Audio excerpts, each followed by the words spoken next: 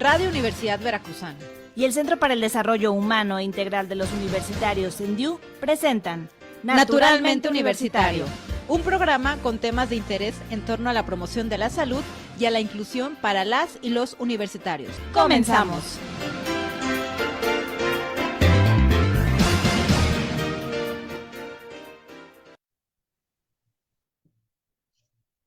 Hola, ¿qué tal? Bienvenidos a una emisión más de Naturalmente Universitario. Yo soy Rosy Vite. Hola, Marijo. Hola, muy buenos días. Bienvenidos a Naturalmente Universitario. Por ahí nuestro programador me deshabilitó la cámara. Pero bueno, pues mientras les platico que el día de hoy estarán con nosotros platicando de la Clínica Universitaria de Salud Reproductiva y Sexual sobre el VIH-Sida más allá de las cifras. Así es, bueno, pues justamente ya Marijo nos compartía quién estará en la emisión del día de hoy, así que bueno, pues quédate durante la siguiente hora para que estés al pendiente sobre el tema que estamos platicando. Se va a abordar desde otro aspecto, justamente no tanto los datos, sino la parte pues humana, esta parte preventiva, lo que tenemos que hacer, lo que sabemos que debemos de hacer y que a veces pues no se toma en cuenta. Así es, y bueno, pues ya sabe que para nosotros es muy importante conocer todas sus opiniones. Si quieren hacer algún comentario, si quieren sugerirnos algún tema de un programa que quieran escuchar, bueno, pues síganos a través de nuestras redes sociales en Facebook y en Instagram. Nos encuentras como CENDIUV, en X como @CENDIU y en TikTok como sendiu.v. Recuerda que también aquí en estas redes sociales pues tenemos algunas encuestas, pues algunas actividades para que ustedes participen, así es que ahí los esperamos. También tenemos temas interesantes por si gustan compartir todo el contenido, bueno, pues ahí nos pueden encontrar. Y justamente en estas redes sociales y durante la transmisión, bueno, pues pueden estar en contacto con nosotros, con nuestra invitada. Si tienen alguna duda sobre el tema, pues queremos que también se unan a esta transmisión con comentarios, con dudas. Y bueno, obviamente, si tienen algún tema en específico que les gustaría que abordáramos en futuras emisiones, ese es el medio para que nos lo hagan saber. Así es, y bueno, pues antes de comenzar ya con el tema, les quisiéramos compartir la frase de la semana. La salud sexual es un componente vital. Cultivemos relaciones respetuosas, promovamos la comunicación abierta y celebremos la diversidad en la expresión de la sexualidad.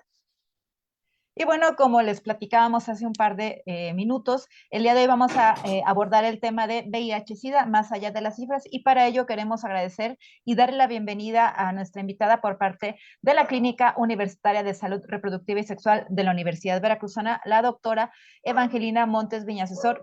Señor, buenos días, Vañe, muchísimas gracias por estar el día de hoy con nosotros compartiendo información pues tan relevante, y bueno, pues obviamente también vamos a conocer el trabajo que hacen en la clínica. Hola, ¿qué tal? Muy buenas tardes ya a todos. Es un placer que me hayan invitado a este programa y vamos a experimentar un poquito, hablar sobre más allá de las cifras y más allá de todos los cambios que ha habido en estos últimos 40 años en relación al VIH. Gracias. Al contrario, pues sí, es un gusto tener el día de hoy con nosotros y bueno, quisiéramos comenzar ya con la importancia que tiene pues la conmemoración de este Día Mundial de la Lucha contra el SIDA y por qué es tan fundamental concientizar a toda la sociedad sobre esta enfermedad. Ok, bueno, vamos a empezar y entrar en materia. Es muy importante que entiendan por qué se conmemoran no nada más VIH-Sida, sino diferentes temas de interés. Los días internacionales sirven primero que nada para poner una disponibilidad pública en general, sobre todo en cuestiones de interés, para primero movilizar la voluntad política y los recursos para abordar cada uno de los problemas a nivel mundial, celebrar y reforzar los logros que se hacen hacia la humanidad. Ese es el sentido de todos los días que festejamos, que cada día tiene un sentido. Un día es el Día de la Tierra, un día, hoy nos toca conmemorar el Día del VIH-Sida, que es el día 1 de diciembre de cada año. Bueno, ¿en qué consiste el Día Mundial del SIDA? Yo lo dividí para los chicos que no conocen todo lo que se ha logrado en esta materia y todo lo que se ha batallado a nivel social, a nivel científico, a nivel personal, sí, en materia de la atención a los pacientes o a las personas viviendo con VIH, ¿sí? ¿En qué consiste el Día Mundial? Yo lo dividí en 3 etapas. La primera etapa la quiero enmarcar como el comienzo de una epidemia, ¿sí? ¿Cuándo comienza esta epidemia? ¿Cómo se genera esta epidemia? Bueno, el VIH-1, como se le solía llamar, surge y se propaga a los humanos, según las teorías, a través de la carne, el producto de la caza que se da sobre todo en el área de Camerún, que es África, ¿sí? Ahí se tiene reportado los primeros contactos que fue en 1930. Sin embargo, esto se genera a través de un antecedente que se da a través de un hombre que vivía con VIH y que se recolecta la muestra, pero fue hasta 1959 donde se genera esta muestra de sangre y que se tiene este antecedente también en la República del Congo, ¿sí? Es muy importante que ustedes sepan toda la evolución de la enfermedad para que ustedes concienticen, sensibilicen y tomen sus propias medidas en materia de lo que se ha logrado en VIH. Estamos hablando de 1930, siglo XX, o estamos siglo XXI, ¿sí? Entonces, estamos a más de 40 años de que se genera esta enfermedad, ¿sí? Desde las primeras casos de VIH, las personas creían que solo se desarrollaba en los hombres que tenían sexo con hombres o relaciones sexuales con hombres, ¿sí? Los Centros para el Control de Prevención de Enfermedades de los Estados Unidos de Norteamérica, ¿sí? Por sus siglas en inglés se llaman CDC, llamaron a esta enfermedad de GRID. ¿Por qué de GRID? Porque es Grade Related Inmunodeficiencia, que es inmunodeficiencia relacionadas con los homosexuales. Me preguntan, ¿por qué se estigmatiza esta enfermedad? Porque desde un inicio, si se empieza a estigmatizar a que solamente se va a dar en los hombres que tienen relaciones con hombres, ¿sí? Desde las portadas de los diarios, el New York Times, Angeles Times, ¿sí? El 5 de junio de 1981 se genera la primera alerta epidemiológica a nivel mundial a través de los CDC y los medios de comunicación algo muy interesante, porque los medios de comunicación identificaron, ¿sí? Y le decían a esta enfermedad de los años 80 el club de los 4Hs. Ustedes tienen o saben o sabían que era una enfermedad que se caracterizaba por tener en sus siglas 4Hs, pues tiene que ver con que estas se reportaron principalmente en homosexuales. Segundo, en pacientes hemofílicos por la gran cantidad de transfusiones que se generaban, en pacientes que consumían heroína a través de vías endovenosas, ¿sí? Y en pacientes haitianos. Por eso era el rubro de las 4Hs. Y los medios de comunicación en esa época jugaron un papel muy importante, ¿sí? Y lo quiero dejar como ellos fueron los que fueron monitoreando y poniendo los estigmas de los grupos que antes se llamaban de riesgo, hoy se llaman población clave, ¿sí? En esa época, ¿no? Te estamos hablando de los años 80, 81 y 82, ¿sí? El término de SIDA, de síndrome de inmunodeficiencia humana, aparece en el año de 1982. Prácticamente se adopta este síndrome y fue hasta el 20 de mayo de 1983 cuando se publicó el tan afamado artículo que los llevó a ganar el Nobel de Medicina en esa época al doctor Luc Montagnier, al doctor Francois Barré-Soucy y Jean-Claude Sherman, donde anunciaban el descubrimiento de un nuevo virus de inmunodeficiencia. Estamos hablando apenas en la primera década del VIH, porque eso es muy importante saberlo y conocerlo para entender el por qué se conmemora cada año, ¿sí? Esta enfermedad, ¿sí? ¿Dónde toma su auge esta enfermedad? Bueno, prácticamente con las primeras muertes famosas. La primera muerte de un famoso fue, no sé si recuerdan, o a lo mejor sus mamás de ustedes sí lo recuerdan, a este actor que era el clásico del cine norteamericano, que se muere en 1985, que es el actor Rod Hudson, ¿sí? Que fue la primera víctima de esta enfermedad en 1985. Eso hizo que hubiese un interés por los grupos de élites norteamericanos y a nivel mundial.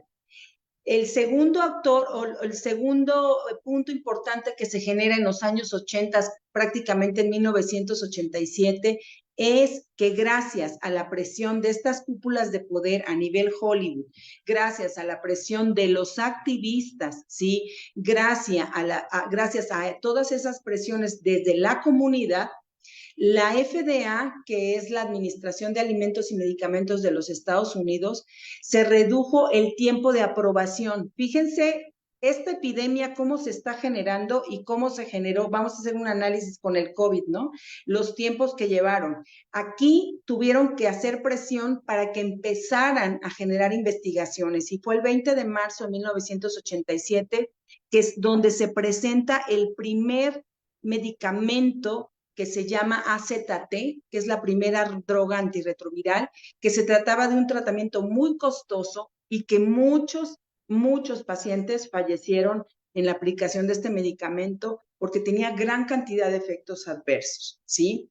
Y cuando se inicia la conmemoración de este día fue en 1988, donde la Organización de Naciones Unidas, junto con la Organización Mundial de la Salud y demás organizaciones mundiales, ¿sí? Se conmemora el Día Internacional de la Salud Mundial, celebrando cada año, el 1 de diciembre, ¿sí? Principalmente generando un llamado a nivel mundial para generar los esfuerzos, sobre todo en materia de prevención de las nuevas infecciones por VIH, ¿sí? Y ahí doy paso a la segunda etapa del VIH que denominé la reconstrucción de daños. Estamos hablando de la primera década que llevó para generar el primer medicamento, el descubrimiento del virus y los actores o personajes que fallecieron por esta enfermedad. En la segunda etapa, la reconstrucción de daños, muere nuestro gran rey del rock en los años 90, ¿sí? Prácticamente el líder de la banda inglesa Queen muere en 1991 y eso genera un boom. Algo muy impresionante en esta década es que ocupa el VIH el número 1, el primer lugar de muertes en los Estados Unidos en hombres de 25 a 49 años. Y eso es gravísimo, ¿sí? ¿Por qué? Porque estamos hablando no nada más de un grupo etario poblacional, sino es economía, sino es disminución de la calidad de vida y de todo lo que podría llevarse en un ejercicio económico de un país, como es la fuerza laboral de un hombre, sí, que en esa época pues todavía había inclinación, no es como hoy, ¿no? Que hay una regulación económica para mujeres y para hombres. Antes todavía, hace 30 años, todavía vivíamos las mujeres el quedarte en casa, quedarte con niños, y gran cantidad de estadounidenses murieron en esa época. Por eso se conjuntan acciones específicas. También mueren celebridades como el bailarín soviético Rudolf Nureyev, ¿sí? A lo mejor ustedes no lo conocieron, los tenistas norteamericanos Arthur Ashe, es cuando se da también el boom del contagio de Maggie Johnson. Entonces, todo eso reforzó para que los grandes laboratorios iniciaran búsquedas e investigación científica para generar los retrovirales que ya se habían descubierto, ¿sí? En 1994, el SIDA se torna la primera causa de muerte de los estadounidenses, principalmente hombres. Sí, en 1995, 1996 entran en escena aquí los cócteles de las drogas retrovirales. En estos años, principalmente, se da inicio a los antirretrovirales y se da inicio el Acavir, el Nelfinavir, el Delavirina y el Efavirenz. Son los 4 retrovirales que empiezan a combinarse para ayudar a esta lucha, ¿sí? En 1996 se crea un programa conjunto de Naciones Unidas sobre cómo se va a innovar y cuál va a ser la colaboración a nivel mundial, nacional y local para dar respuesta a medidas preventivas específicas para esta enfermedad. ¿Sí?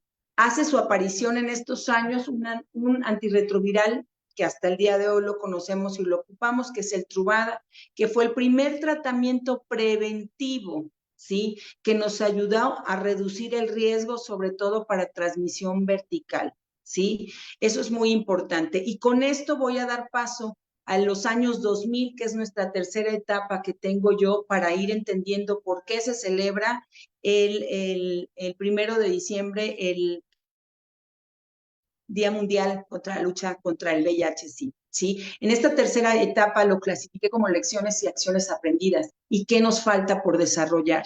Sí, en el 2001 se generan los medicamentos genéricos. ONU-SIDA firma en el año 2000 un acuerdo con 5 grandes laboratorios, principalmente para que los tratamientos fueran a precios accesibles y sobre todo con gran accesibilidad para los países pobres, sí, o en esa época se llamaban de tercer mundo, ¿no? Entonces, en el 2002 inician esas pruebas que hoy los chavos los tienen a la vuelta de la esquina, o lo tienen en la Facultad de Medicina, o lo tienen aquí en la clínica, o lo pueden tener en cualquier jurisdicción sanitaria, en cualquier sistema de salud, al alcance de la mano. En el año 2001, el 2012 es cuando inician esos testeos, ¿sí? Esos tests rápidos, ¿sí? Es cuando la FDA aprueba, ¿sí? Con una sensibilidad y especificidad del 99.6% de exactitud de decir si eres portador del VIH o no en 20 minutos, ¿sí? Para el 2007 inicia también los primeros ensayos de profilaxis, de preexposición. Si yo tengo la exposición al virus, tengo tratamiento para que no se me desarrolle el virus.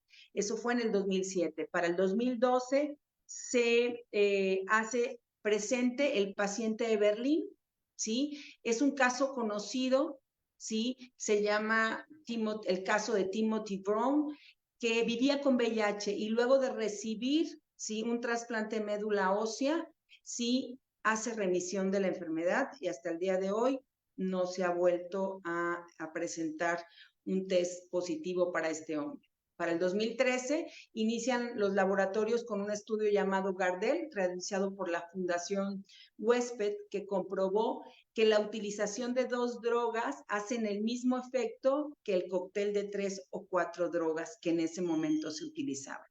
Para el 2014 inicia la Organización Mundial de la Salud, así como UNICIDA, establece principalmente para el 2020 la estrategia 90-90-90. ¿Qué se refiere a esa estrategia?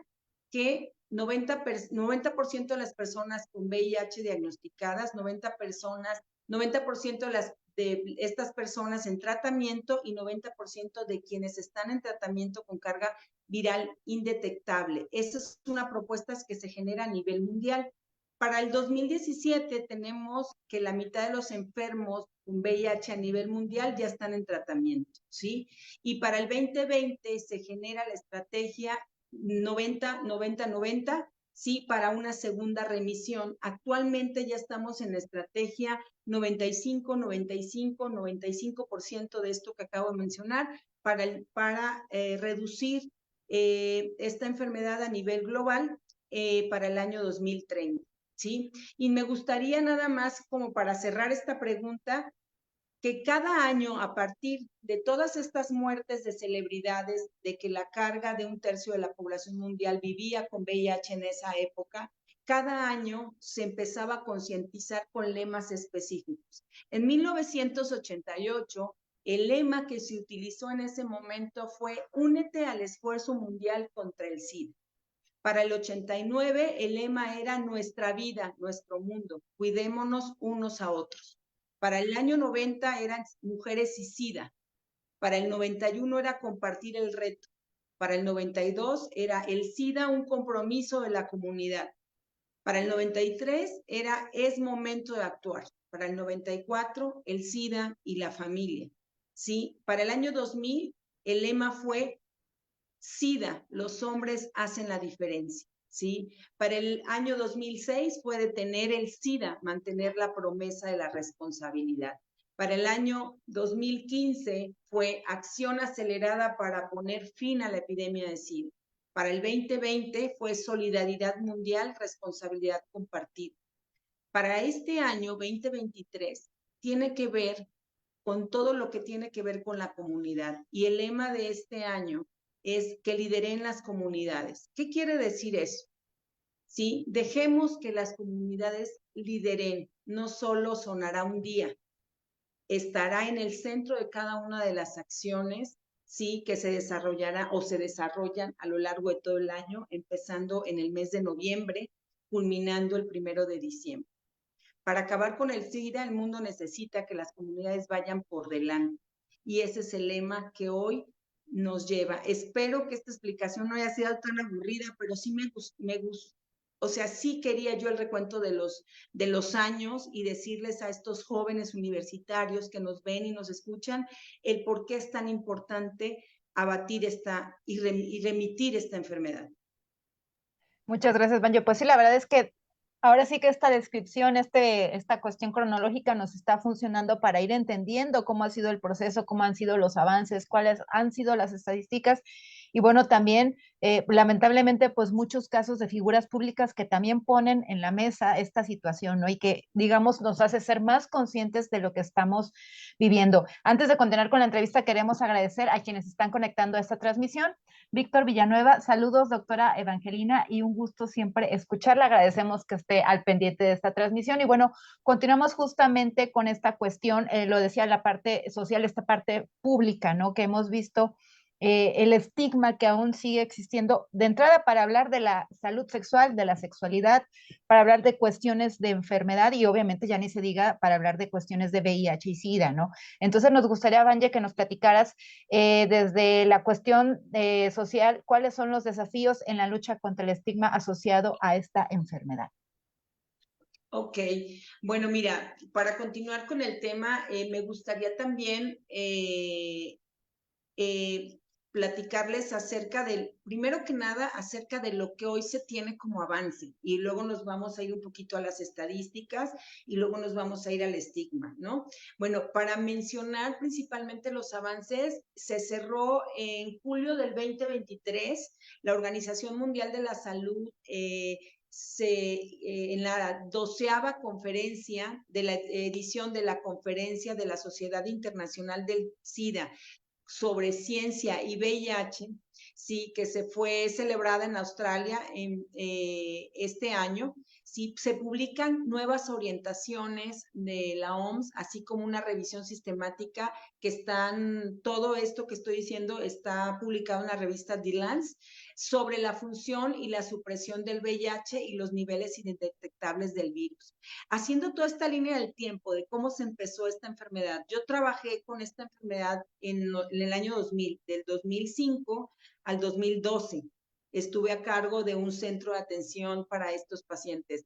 Ha revolucionado impresionantemente. Hoy escuchar decir a la OMS que hay que frenar la transmisión del virus por personas y que muchos de nuestros pacientes están en cargas indetectables, están hablando de cifras de casi del 73 al 79% a nivel mundial. Eso es maravilloso, ¿no?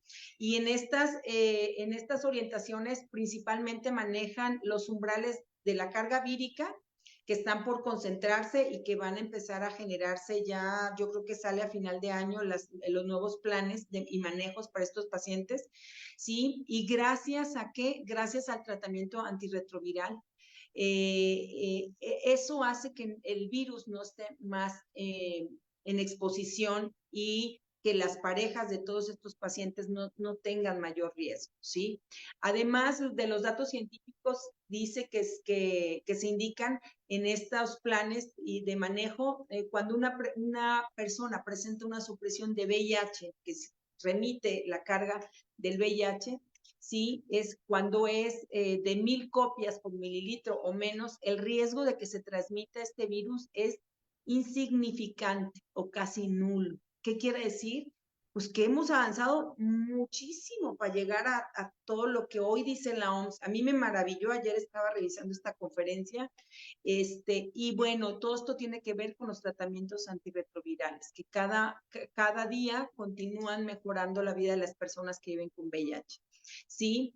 Hablaban también de algo que me pareció súper interesante y que quisiera yo dejar, que es la parte que a mí me corresponde en la clínica en la cual yo estoy, que tiene que ver con la atención primaria y el VIH. Se dice que las instancias decisorias contarán con un nuevo marco normativo, o sea, nosotros, la parte de atención primaria a la salud, sobre la atención primaria y el VIH. Esto nos va a ayudar a trabajar más eficientemente y fomentar la colaboración para impulsar la atención primaria y las intervenciones contra enfermedades específicas, incluidas el VIH. Y todo esto tiene que ver con estrategias mundiales del sector salud, ¿sí? Así como todas las enfermedades de infecciones de transmisión sexual.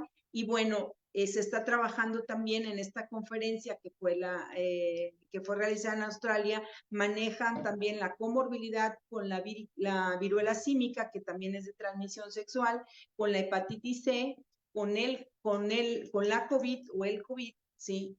Y con las hepatitis, la B y la C, ¿sí? Entonces, esto es en materia de novedad en cuanto a el último manejo. Entonces, los últimos planes que van a haber en atención a estos pacientes están por publicarse y muchos de ellos ya están en la 12ª conferencia que se llevó a cabo. Ahora, vamos a hablar de cifras un poquito para magnificar el escenario.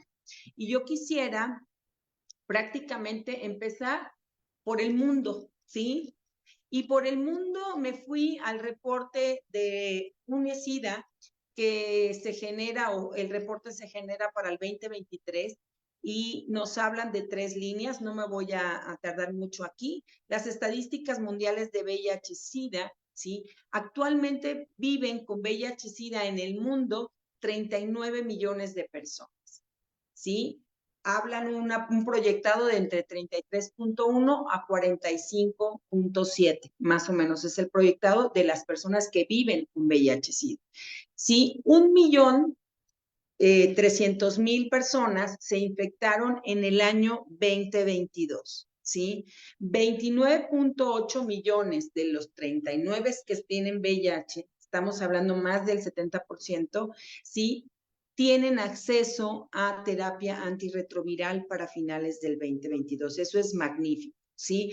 Un 85.6 millones de personas se han infectado por VIH-Sida en el mundo. 40 de estas han fallecido, ¿sí? Ahora, personas que viven con VIH para el 2022, ¿sí? Estamos hablando de 39 millones. Personas seropositivas que reciben terapia antirretroviral. En el mundo tenemos un porcentaje del 76% con 29.8 millones, ¿sí? Ahora, pacientes para el 2022 o nuevas infecciones de VIH en el mundo es de 1.3 millones, ¿sí? La razón hombre o mujer es de 3 a 1, ¿sí? ¿Qué quiere decir? Que de cada hombre infectado, de cada 10 hombres infectados, de cada 3 hombres infectados, hay una mujer infectada. Eso es muy importante. Y las muertes relacionadas con VIH en el año 2022, pues tienen la cifra aproximadamente de 630,000 personas. Eso es muy bueno, porque en el 2004 murieron 1.3 millones de personas por VIH. Entonces sí estamos reduciendo la mortalidad impresionantemente. Ahora, las mujeres y las niñas con nuevas infecciones, ¿dónde es donde tenemos que incidir y que estamos notando que estamos dejando ese grupo etario muy descuidado? Es en los niños, niñas y adolescentes, ¿sí? Y ahorita vamos a ver en materia de prevención esto. Ahora nos vamos a ir un poquito a México. En el reporte del Sistema Nacional de Vigilancia o Vigilancia Epidemiológica para casos de VIH, hay una tabla histórica muy interesante. En el año 1983, México tenía 67 pacientes diagnosticados, ¿sí? El pico más alto que ha tenido México fue en el año 2018. con 17,554 pacientes diagnosticados. El año 2023 lo vamos a cerrar con 9,035 pacientes infectados en la República Mexicana. Eso es una buena noticia. Se redujo, sí, los casos nuevos, impresionantemente. Ahora, vámonos a Veracruz, ¿sí? Los casos notificados, de acuerdo al sexo y de acuerdo al estado de residencia, de 1983 al 2023, Veracruz tiene una tasa del 9,3%, ocupando el honroso tercer lugar de la República, ¿sí? En materia de casos, ¿sí? Pero vamos a cerrar este año con algo interesante. Fíjense que ayer me puse a revisar un poquito sobre la estadística nacional y al final encontré que los estados con mayor casos nuevos, y me sorprendí, no debía por qué sorprenderme porque al final de cuentas son puertos, pero Quintana Roo cierra con una tasa de 26%. Cuando yo hablo de 26% es de cada 100 personas, 26 se van a infectar de VIH, ¿sí? O 26 están infectadas de VIH. Y Quintana Roo cierra con la tasa más alta, con el honroso primer lugar, siguiendo Yucatán con 14,5, Colima con 14,1, Tabasco con 12,4 y Veracruz con 10,3. Entonces no nos salva, ¿no? Tenemos que incidir un poquito más en la prevención. No sé si quieras comentar algo acerca de esto que vamos charlando o ya damos paso al estigma y a la discriminación y a todo lo que tiene que ver con la vulnerabilidad de los pacientes con VIH. Sí, ya tenemos un poquito de tiempo y entonces sí nos gustaría ya irnos rápidamente con la pregunta que había hecho Rosy en un principio acerca de cómo afecta el VIH a nivel social y los desafíos. Okay, perfecto. Bueno, vamos a hablar un poquito de cómo se afecta. Bueno, principalmente todas las enfermedades, ya ahorita todas las enfermedades crónico no transmisibles, desde la obesidad, hipertensión, diabetes. Hoy quiero decir que el VIH es una enfermedad infecciosa crónica que sus años de vida de esta infección oscila entre 30 y 35 años desde el diagnóstico, pero tiene mucho que ver también con los estilos de vida, sí, y tiene mucho que ver con esta pregunta a nivel emocional. Actualmente hay una rama de la epidemiología, yo soy epidemióloga, que se llama epigenética, que también tiene que ver mucho con el auge para manejar todo esto del VIH, y eso lo voy a manejar en la parte de prevención. Ahora, ¿cómo afecta el VIH a nivel social? ¿Y cuáles serían cada uno de los desafíos contra los estigmas? Bueno, los factores sociales, principalmente los determinantes sociales de la salud, sí, son todas estas circunstancias que rodean las vidas de cada ser humano, ¿sí? Incluido el sistema sanitario. Estos determinantes sociales en salud explican la mayor parte de inequidades en salud, principalmente la distribución de los recursos, el acceso a la educación, el acceso al sistema sanitario, la transmisión de valores y creencias, la desigualdad entre hombres y mujeres, influyen para que estas enfermedades todavía continúen en un proceso de manifestación y no así de erradicación.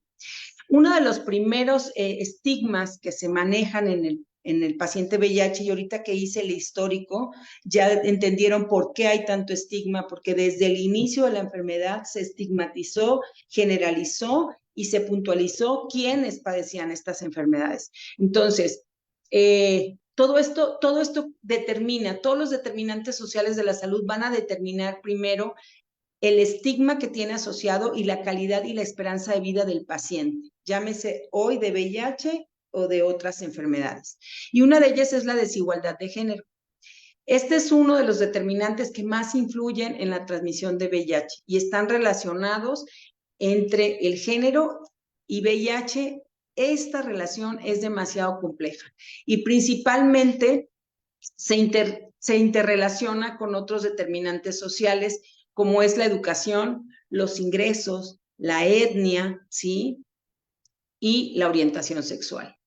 Muchas mujeres heterosexuales en el mundo se encuentran en una muy grave situación de vulnerabilidad, ¿sí? Y de poco poder, sobre todo, todavía tenemos, o sea, dices, hemos avanzado muchísimo, nos hemos empoderado muchísimo, pero tú volteas a ver a nuestras comunidades a 20 kilómetros de distancia de aquí, rumbo a la sierra, a cualquier sierra, y tú ves que todavía no hay empoderamiento de la mujer, así como de los grupos de población clave en cada una de las comunidades. Por eso el lema de este año 2023 es muy importante, el empoderamiento hacia las comunidades. Sí, otra de los estigmas muy importantes que tenemos es la orientación y la identidad sexual. Son una fuente de vulnerabilidad en muchas partes del mundo, principalmente por la homofobia, la transfobia y otras formas de estigma y discriminación contra hombres que tienen sexo con hombres o personas homosexuales. Varios estudios a lo largo de las décadas han manifestado, han demostrado que las conductas de riesgo son mayores en aquellas comunidades que se sufre estigma intenso, ¿sí? Existen otros aspectos sociales que van a estar relacionados con las desigualdades y la vulnerabilidad social, pero todos ellos están afectados de forma general y transversal, principalmente por el estigma asociado con la infección de VIH. Sí, otro de los estigmas es la pérdida de la autoestima. En mi experiencia como médico de pacientes con VIH, lo que yo noté durante esa época que me relacioné con este tipo de pacientes fue, el joven llegaba con falta de autoestima y con falta de responsabilidad y con falta de muchas cuestiones psicológicas. Te estoy hablando del 2007-2008, ¿sí? Hoy lo sigo viendo en la consulta en la actualidad. Inclusive, actualmente lo que yo he notado de las infecciones de transmisión sexual que lo veo a diario, es un aumento progresivo de sífilis, por decir. Tenía mucho tiempo que yo no veía un chancro sifilítico, hoy lo veo casi a diario a la consulta. Entonces, eso a mí me está como poniendo en un foquito rojo. Entonces, ¿qué tiene que ver con la falta de autoestima? Aquí tiene mucho que ver la parte de educación en casa, ¿sí? ¿Qué tantas herramientas le doy a mis hijos durante la primera infancia, que es de 0 a 7 años? Mira que yo soy madre de 2 hijas y no ha sido fácil, ¿no? Pero ¿qué herramientas les doy para que ellos puedan empezar a manejar emociones, a manejar el bullying, a manejar el respeto de mi identidad, ¿sí? Llámese homosexual, heterosexual, transgénero, etcétera, etcétera, etcétera, ¿sí? Eso es muy importante y creo que ese es uno de los estigmas, la falta de autoestima clave para que el ser humano, sí, o se vaya a pique con su enfermedad o resurja bajo las cenizas como el ave fénix y sea de esos pacientes extraordinarios que viven más de 40 años con VIH, ¿sí? Sí. Otra de las creencias erróneas que conforman estos estigmas tiene que ver con, puede ser la causa de insultos, marginación, burlas, rechazo, la violencia que estamos viviendo es impresionante en escuelas, en primera infancia, segunda infancia, adolescencia, es impresionante el hecho de ser aceptado en un grupo social. Antes, en la época de los 2000, de los 80, de los 90, pues teníamos más valor de enfrentarnos a estas cosas. Actualmente creo que hay mucha falta de autoestima. Y bueno, estos serían como mis 3 ejes fundamentales en materia de social y de estigma y de vulnerabilidad. Actualmente también tenemos un grupo de población clave que son los migrantes, ¿no? La violencia que se vive con los migrantes y sobre todo, si ya estando sanos se vive violencia, imagínate en un grupo que viene caminando con un estigma por ser portador de VIH, ¿no? Así es, pues la verdad es que es un tema bastante interesante. Estamos prácticamente concluyendo la emisión, Vanya. Nos gustaría que nos compartieras pues, las medidas preventivas que las sabemos, a veces las desconocemos o las medio sabemos, y que creo que sí es importante justamente porque el programa está enfocado a compartir esta información con los estudiantes, con los jóvenes y los no tan jóvenes, dirían. Entonces sí nos gustaría que nos compartieras estas medidas preventivas para evitar la propagación del VIH y tus conclusiones de manera muy breve, por favor. Sí, ok, no me voy a demorar, prometo ya no demorarme. Bueno, de acuerdo al Instituto Nacional de Salud de los Estados Unidos, de acuerdo a la OMS, de acuerdo a UNICIDA, de acuerdo al Consejo de Salubridad General de este país, sí, principalmente hacerse la prueba del VIH. Si yo tengo una relación de riesgo, sí, tengo que irme a hacer la prueba del VIH. Es como detectarse el cáncer de mama, ¿no? Es como hacerse el Papa Nicolau, es como hacerse el antígeno prostático. Cada año me haré mi prueba de VIH y mi prueba de BDRL para ver qué tipo de ITS tengo, ¿sí? Segundo, escoger patrones de comportamiento sexual menos arriesgado, ¿sí? Tercero, el uso de mi método de planificación familiar de barrera. Siempre que tenga relaciones sexuales, tendré que utilizar el preservativo. Cuarto, tener un límite en el número de parejas sexuales que tenga, ¿sí? Y sobre todo, no inyectarse drogas como la heroína. Y si yo soy adicto a la heroína, tener mi kit personal porque puedo infectar o me pueden infectar a mí, no nada más de VIH-Sida, me pueden infectar de N cantidad de virus que se pueden transmitir por sangre, ¿sí? Y algo muy interesante, si yo estoy en riesgo, soy un personal de salud de riesgo, soy un estudiante que de momento me corté y mi compañero se cayó y mi sangre estuvo en contacto con, o mi herida estuvo en contacto con la sangre de otro compañero, estoy en riesgo total, ¿qué hago? Me desespero. Bueno, tienen que acudir a los centros de atención para VIH-Sida. En el caso de Jalapa, nosotros tenemos, hay que estar uno en el CAE. ¿Para qué? Para empezar a manejar tratamientos, ¿sí? Preventivos o profilaxis pre-exposición, ¿sí? Esos serían como mis recomendaciones. Hablar con papá, con mamá en casa, no les dé miedo hablar con sus papás, por mucho estigma que tengan con los papás, por muchos miedos, por muchos fallos que tengamos como papás, los únicos que nos van a coachar en la vida para bien van a ser los papás. Acudan al CENDIU para orientación psicológica y acudan a la Clínica de Salud Sexual y Reproductiva para su atención integral. Me dará mucho gusto recibir a los jóvenes con dudas, con necesidades y que nosotros podamos resolverles en el momento que ellos lo necesiten. Muchas gracias. Al contrario, muchísimas gracias por darnos el espacio y, bueno, explicar detenidamente. Seguramente que esta información le llegará a muchísimas personas. Y bueno, pues recuerda que todas las semanas los invitamos a que participen en las encuestas que colgamos a través de nuestras redes sociales. En Facebook y en Instagram nos encuentran como CendiV y en Twitter, ahora ex, como @Sendiv. No olvides darle me gusta, seguirnos y compartir el contenido. Así es, y justamente les compartimos los resultados de la encuesta de esta semana que hizo alusión al tema que acabamos de abordar y es la siguiente. ¿Conoces cuáles son las prácticas de riesgo que te exponen al VIH-Sida? El 89% menciona que sí y el 11% menciona que no. Bueno, pues esta información que acabamos de compartir, que se va a quedar justamente colgada en nuestra cuenta oficial en Facebook y en un par de días saldrá como estreno en nuestra cuenta oficial en YouTube para que también puedas analizar y verificar toda la información que te acabamos de compartir. Queremos también compartir la frase de la semana que hizo alusión al tema que acabamos de abordar y es la siguiente. La salud sexual es un componente vital de nuestro bienestar general. Cultivemos relaciones respetuosas, promovamos la comunicación abierta y celebremos la diversidad en la expresión de la sexualidad. Así es, bueno, pues agradecemos nuevamente a nuestra invitada, la doctora Evangelina Montes Villaseñor, doctora de la Clínica Universitaria de Salud Reproductiva y Sexual de la Universidad Veracruzana. También agradecemos, como siempre, cada jueves que hace posible el apoyo técnico para realizar esta transmisión a José Guadalupe García González. No se pierdan la próxima emisión de Naturalmente Universitario el próximo jueves en punto de las 12 del día. Yo soy Rosy Vite. Y yo, Marijo Muñoz, y esto fue Naturalmente Universitario. Llégale, aquí estamos.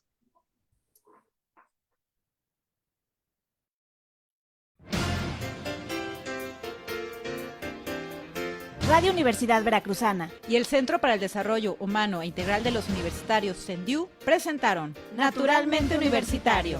Sintonízanos en nuestra próxima emisión.